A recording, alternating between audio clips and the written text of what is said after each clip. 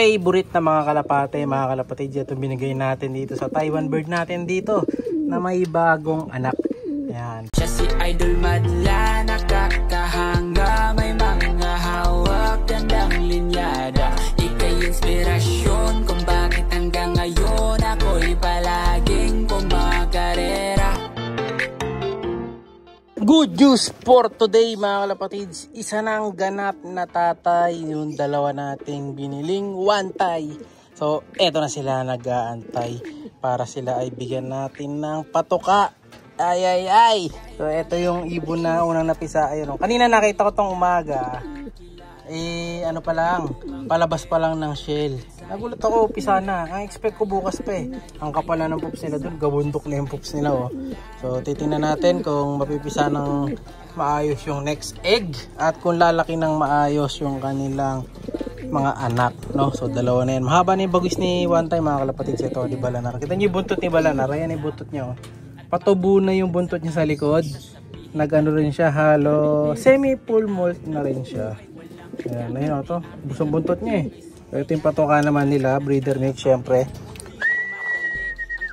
Tuturuan natin yan. Tapos yung anak nila, lagi ko rin tuturuan. No? Pati dito na rin natin tuturuan yung anak nila mga kalapatid. Tapos lalagay naman natin dun sa kabilang section.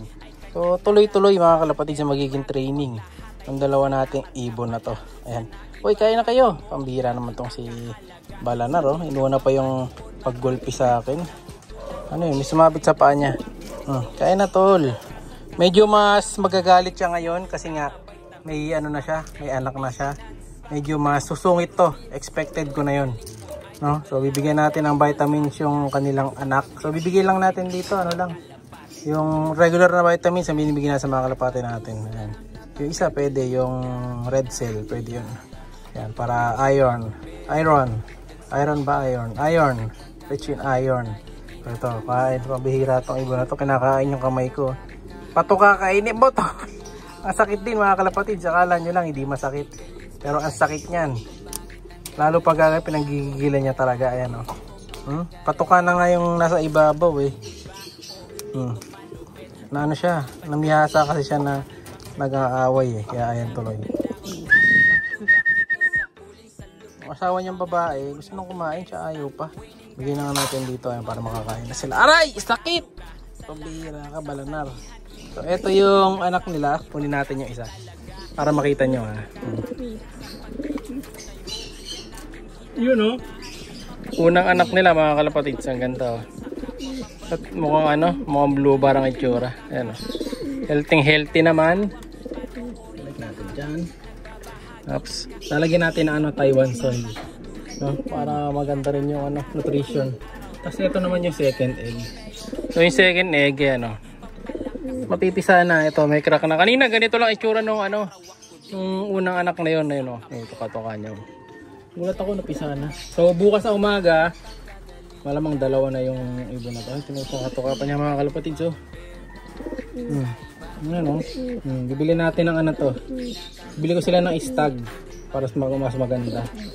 Pinainom ko pa naman ng kanina, apple cider mga kalapatids. Pero tatanggalin na natin yan, palitan natin. So kunin muna natin ito isang lalagyan.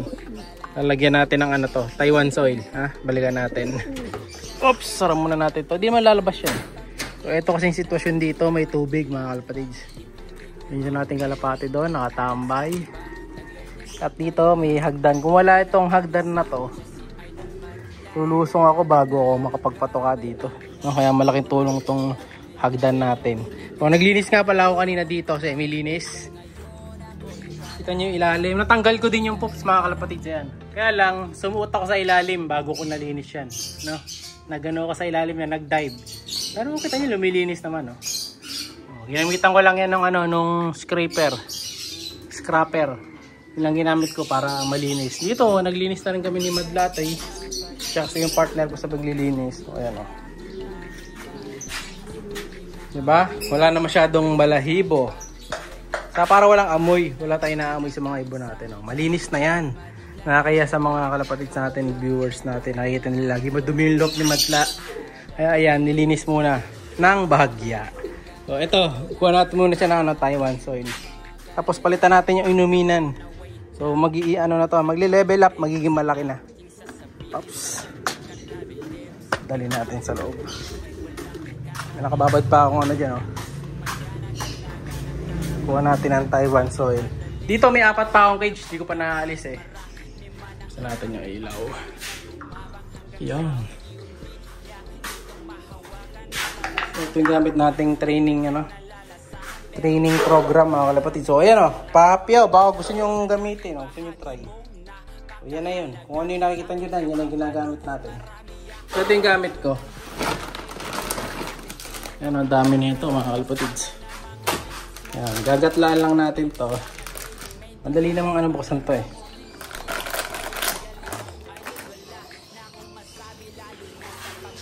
Yan. Yan, Taiwan soil. Lagyan natin ng konting grits sa gilid.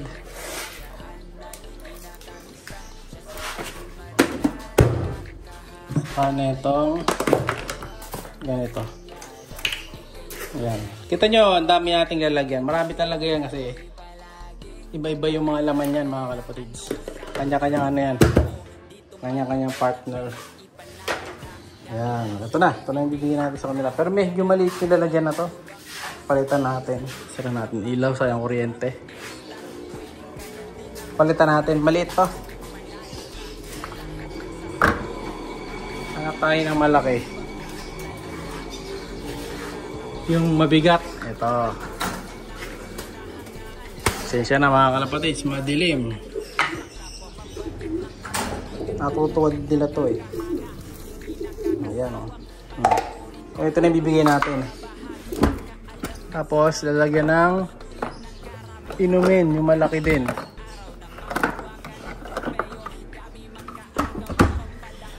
Ang daming kalat dito sa ating bodega, mga kalapatid. Pero dito ay wala nang kalapati. Hindi pa lang namin nababaklas to eh. Pag nabaklas yan, wala na. Tapos na yung natin dito. Ang ating trabaho. Dali na natin sa kanila wantay ito. Hintay na sila. Ayan o. Ano kasi ito mga kalapatid eh. Baga normal na nila to. Vitamins. Kaya kailangan natin bigyan na ito. Pero minsan lang, pag lang may extra akong pera. Pag wala akong pambili, hindi ako bibili talaga nito. Mahal din eh. Pumasok mo ito. Yan, kita nyo, gustong gusto niya. Favorite ng mga kalapati ito, mga kalapatids.